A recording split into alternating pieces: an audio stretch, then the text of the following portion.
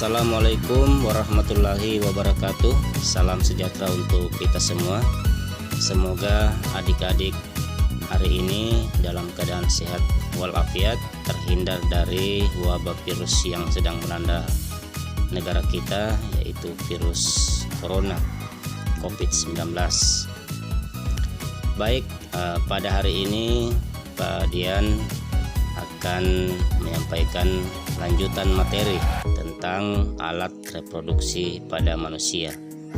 Nah, dan untuk kali ini kita akan membahas penyakit pada sistem reproduksi manusia dan upaya pencegahannya.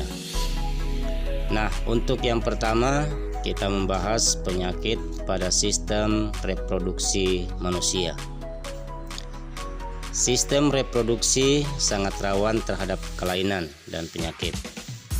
Berikut ini akan dibahas beberapa kelainan dan penyakit yang dapat terjadi pada sistem reproduksi manusia. Penyakit yang pertama dikenal dengan HIV atau AIDS. Penyakit AIDS adalah penyakit yang disebabkan oleh HIV, Human Immunodeficiency Virus, yang menyerang sistem imunitas atau kekebalan tubuh penderita. Perhatikan gambar berikut. Saat ini, penyakit yang disebabkan oleh HIV ini lebih dikenal dengan istilah AIDS atau Acquired Immunodeficiency Syndrome. Saat ini belum ditemukan vaksin pencegahnya dan belum ada obat yang betul-betul dapat diandalkan untuk mengatasi HIV atau AIDS. HIV dapat ditularkan dari orang tua yang terinfeksi kepada anaknya melalui transfusi darah yang terinfeksi. Ditularkan akibat gaya hidup yang tidak baik seperti pergaulan bebas dan menggunakan jarum suntik untuk obat terlarang seperti narkoba. Oleh karena itu, ayo kita hindari pergaulan bebas dan hindari mengkonsumsi obat-obat terlarang seperti narkoba. Kemudian penyakit reproduksi yang kedua yaitu gonore atau disingkat dengan GO. Penyakit gonore disebabkan oleh bakteri Neisseria gonorrhea. Gejala penyakit ini adalah rasa sakit dan keluar nanah pada saat kencing pada laki-laki, serta keputihan berwarna kuning hijau pada perempuan. Perhatikan gambar berikut. Penyakit ini dapat menyebabkan kebutaan pada bayi yang baru lahir. Kemudian penyakit reproduksi pada manusia yang ketiga yaitu sifilis atau dikenal dengan raja singa. Perhatikan gambar berikut. Sifilis adalah penyakit menular yang disebabkan oleh bakteri Treponema pallidum. Gejala awal penyakit ini adalah luka pada tempat masuknya bakteri ke dalam tubuh, biasanya pada daerah sekitar kelamin. Penyakit ini dapat menyebar dan menyerang organ-organ tubuh lainnya, kemudian menimbulkan kerusakan pada organ tersebut. Penyakit reproduksi yang keempat yaitu herpes simplex genitalis. Perhatikan gambar berikut. Penyakit herpes simplex genitalis disebabkan oleh virus herpes simplex tipe 2 yang menyerang kulit di daerah genitalia luar, anus dan vagina.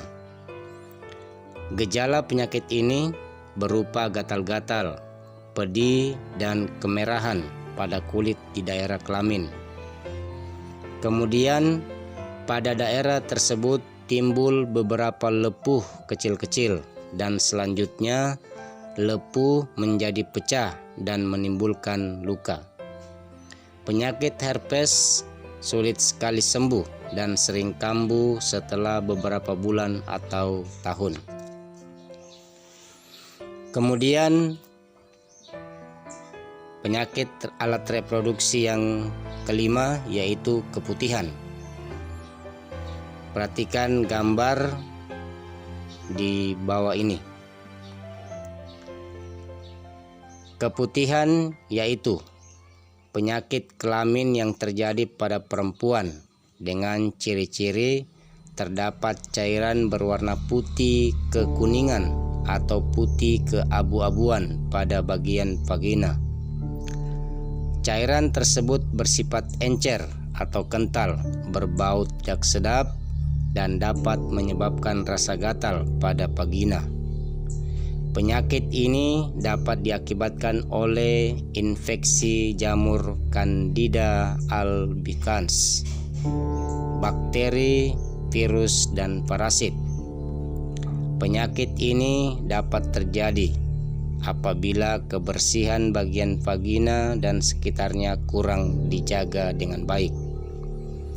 Kemudian penyakit alat reproduksi yang keenam atau yang terakhir pada video ini yaitu epididymitis. Untuk lebih jelas perhatikan gambar berikut. Penyakit ini terjadi pada laki-laki. Epididymitis adalah peradangan pada saluran epididymis yang disebabkan oleh infeksi atau terkena penyakit menular seksual. Penyakit ini ditandai dengan rasa nyeri disertai pembengkakan pada salah satu testis. Salah satu penyebab terjadinya penyakit ini adalah pergaulan bebas. Kemudian pembahasan kedua hari ini yaitu upaya pencegahan penyakit pada sistem reproduksi manusia. Sistem reproduksi pada manusia harus dijaga sebaik-baiknya. Selain untuk kesehatan, hal ini dilakukan sebagai salah satu cara kita mengagungkan ciptaan Tuhan. Penyakit pada sistem reproduksi dapat disebabkan oleh beberapa faktor. Faktor pertama adalah kurang menjaga kebersihan organ reproduksi. Apabila kebersihan organ reproduksi kurang dijaga, akan dapat terjangkit oleh penyakit yang disebabkan oleh jamur, bakteri, ataupun parasit lain. Nah, berikut ini adalah beberapa upaya untuk mencegah terjadinya penyakit yang disebabkan oleh infeksi jamur, bakteri, ataupun parasit lain. Upaya yang pertama, menggunakan celana dalam yang berbahan katun dan bertekstur lembut. Hindari bahan yang bersifat panas, kurang menyerap keringat, dan berbahan ketat, misalnya jeans. Kemudian upaya yang kedua, biasakan membilas dengan bersih organ reproduksi setiap selesai buang air kecil maupun buang air besar. Kemudian upaya yang ketiga, mengganti celana dalam 2-3 kali sehari. Upaya yang keempat, memotong rambut yang ada di daerah organ reproduksi apabila sudah panjang, karena apabila terlalu panjang akan menjadi sarang kuman. Upaya yang kelima yaitu bagi kamu yang perempuan, apabila sedang mengalami menstruasi, gantilah pembalut sesering mungkin. Pada saat aliran darah banyak, kamu dapat menggantinya minimal 2-3 jam sekali. Darah yang tertampung pada pembalut dapat menjadi media tumbuhnya kuman infeksi. Kemudian upaya yang keenam yaitu bagi kamu yang perempuan, hindari menggunakan sabun pembersih daerah kewanitaan dan panty liner secara terus-menerus. Penggunaan sabun pembersih daerah kewanitaan akan mengubah pH vagina dan akan membunuh bakteri baik flora normal dalam vagina, yang selanjutnya akan memicu tumbuhnya jamur.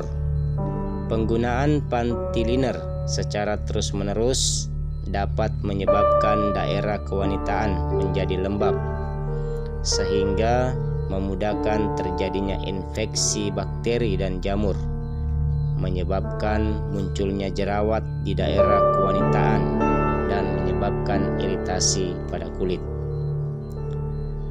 Kemudian upaya yang ketujuh yaitu rajin berolahraga dan banyak mengkonsumsi buah dan sayuran. Selain bermanfaat bagi kesehatan, juga dapat mencegah terjadinya infeksi organ reproduksi oleh jamur. Kemudian upaya yang kedelapan, tidak melakukan aktivitas pergaulan bebas dan penggunaan narkoba.